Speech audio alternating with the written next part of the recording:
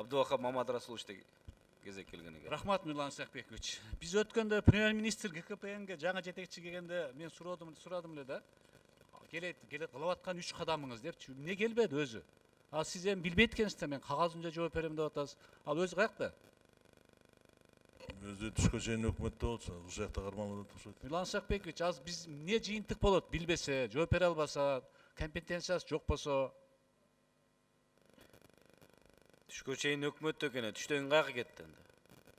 Ушул жакта кармалып атат болчу, мен сураган жокмун. Ал биз шайласак, парламент болсо, анан келбеген эмне деген нерсе бул? Буга чара көрбөйсүзбү? Мына азыр бизде келечекте экономикабызды токен байлыгы ушул тармакты иштетип, экономиканы көтөрөбүз деген чоң ниетибиз бар. Баарыбыздын үмүтүбүз бар. Бирок мына ушундай окуялар бизге инвестор чакырбайт да, алыштатат да кайра. Силер ушуну келечекте ушундай болтурбаш үчүн кандай бир оюңар бар? Чоңураак бир кардиналдык бир нерсе кылайын деген оюңар барбы? Ошол саясатты жүргүзгөн министерство катары. Азыр ошол азыркы пайда болгон ырдалга жараша биз иштеп атабыз.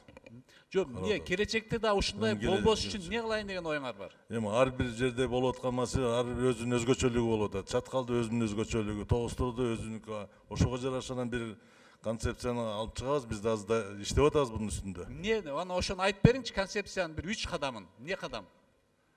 Биз кайсы 3 кадам жөнүндө айтабыз? Жок, концепция алып чыгабыз деп атасыз го, ошону айтып бериңчи кыскача анда.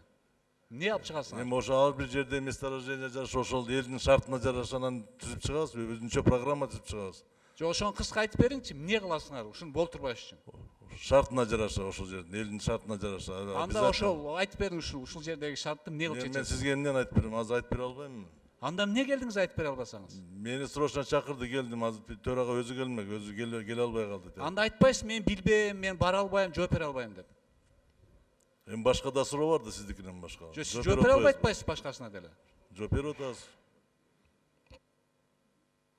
Эми бул жерде ошол тармакка түшүнбөгөн, мурдунан учун алысты көрө албаган адамдар отурат, Мирлан Исакбекович. Урматтуу президенттин өкүлү. Эми булар менен каяка барабыз биз? Айтпайсызбы, ошол регионго айыл өкмөттүн же район деңгээлинде референдум өткөзгүлө. Элге түшүндүргүлө башында. Анан эл ошондо бир 10 000 адам болсо, 7-8 000 катышса, мына ошондо коркпой иштейт ошол жерде. Инвестор да келет. Мына ушундай сунуш менен кирбейсиңерби? Азыр 300-400 адам чыгат, бирок 10 000 адам унчукпай турат. Кээде жабылып калып атат. А силер башында элди чогулткыла. Ата бир мыйзамга өзгөрткүзүп бизге алып келгиле. Ушул айыл өкмөттө бир референдум өткөзөйүл да, элге салып берейин деп. Эл чечкенде эч ким каршы чыга албайт ошондо. Мына ушуга нерселерге барыш керек да. Мамлекеттен айлык алып кандайын актабайсыңар калган айлыгыңарды. Өзүңөр. Рахмат.